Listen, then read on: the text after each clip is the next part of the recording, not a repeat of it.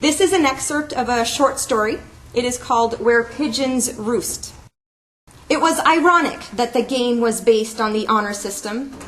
Michael knew there was no honor in pigeon thwacking, but she couldn't help herself. Whenever she made contact, and they were quick little buggers, she experienced a surge of satisfaction far outweighing any wisp of guilt. As pigeon thwacking was honor-based, one simply had to trust one's opponents to report the truth when notching a thwack. Michael herself had abused the honor system only once, when a friend of her aunt's once brimmed with excitement with a story of how, after an invigorating tennis match, she'd come across a plump, arrogant specimen too close to her Mercedes-Benz. She had dispatched it promptly with a well-placed volley of her PVC-clad tennis racket. Michael, new to pigeon thwacking, had pounced on the point, rationalizing that as the woman was practically family and not in on the game herself, it was fair to record the exploit as her own. Of course, it was exactly the opposite, and not fair that she had allotted herself a higher score for a thwack she had not herself administered.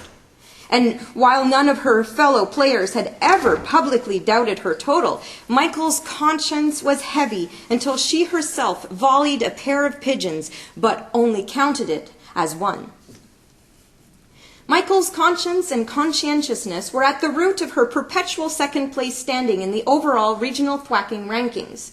She was a serious player, rarely missing a thwacking opportunity, but also preferring the challenge of thwacking younger, nimbler birds to the obvious win of bumping off the fatter godfeathers. Resolved never again to repeat her scoring indiscretion, Michael sought to be an honorable player.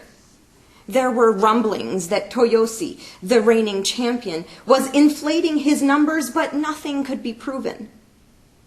Counting points in pigeon thwacking is a simple matter. One thwack equals 1 point. For the point to count, contact has to be made between the player and the pigeon, either directly, such as a well-placed kick, or indirectly, through any blunt instrument wielded by the player, such as a rock or bat. Extra points can be earned by arguing their merit with one's opponents and only upon their approval. Michael once tried to get additional points for when she thwacked a trio of pigeons with a car, arguing that the exploit was meritorious because pigeons are usually adept at avoiding vehicles. But while her fellow players had been impressed, some, including Toyosi, had countered that a thwack with such a large surface was hardly exceptional. Michael had accepted the verdict, but suspected that Toyosi was ensuring he kept her total inferior to his.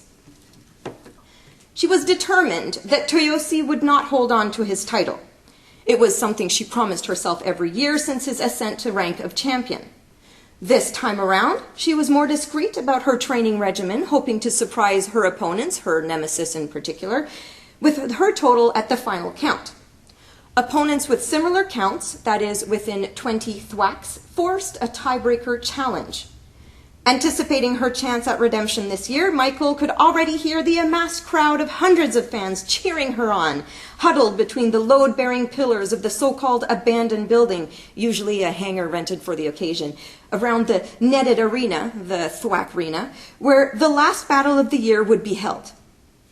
Set up by retired champions, these battles consist of 24 pigeons set loose in the netting, the top contenders and their one weapon of choice allowed in for a period of 40 minutes or until all the birds are dead, whichever comes first.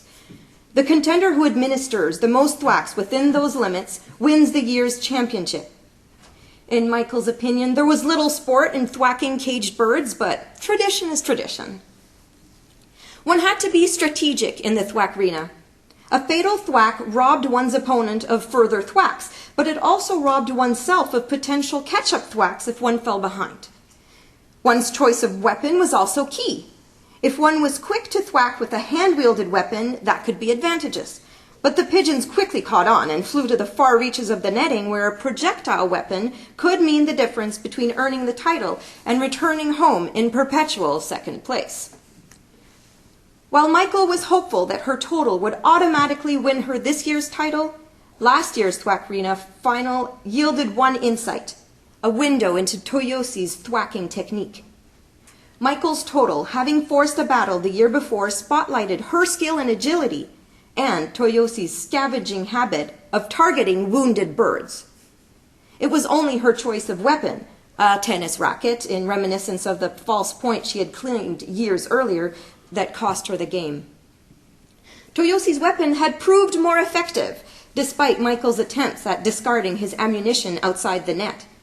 His slingshot had thwacked all the Michael-wounded birds, save one feisty fellow, in a bid to minimize Michael's thwacking opportunities.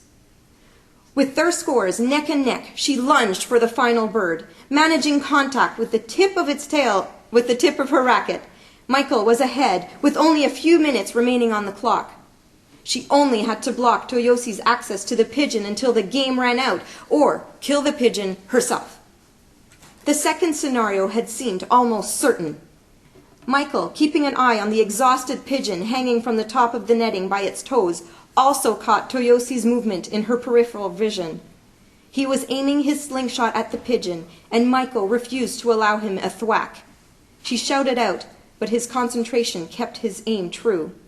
Desperate, she ululated. Startled by the strident sound, Toyosi jumped, and his carefully aimed shot missed its target. He was now out of ammunition. Michael seized her chance. The pigeon, dislodged from its perch by the rock that whizzed past its head, flew downward. Michael readied herself and lobbed. The pigeon's pained squawk drowned by the crowd's roar of approval. The pigeon, stunned, careened up into the air, then plunged down again, unable to adjust its course. Michael positioned herself for the smash that would likely finish off the bird and end the game when two pigeons, the one at which she'd been aiming and suddenly another, sailed overhead and landed with a thud behind her. The crowd screamed even louder, and a siren rang out, announcing the end of the game.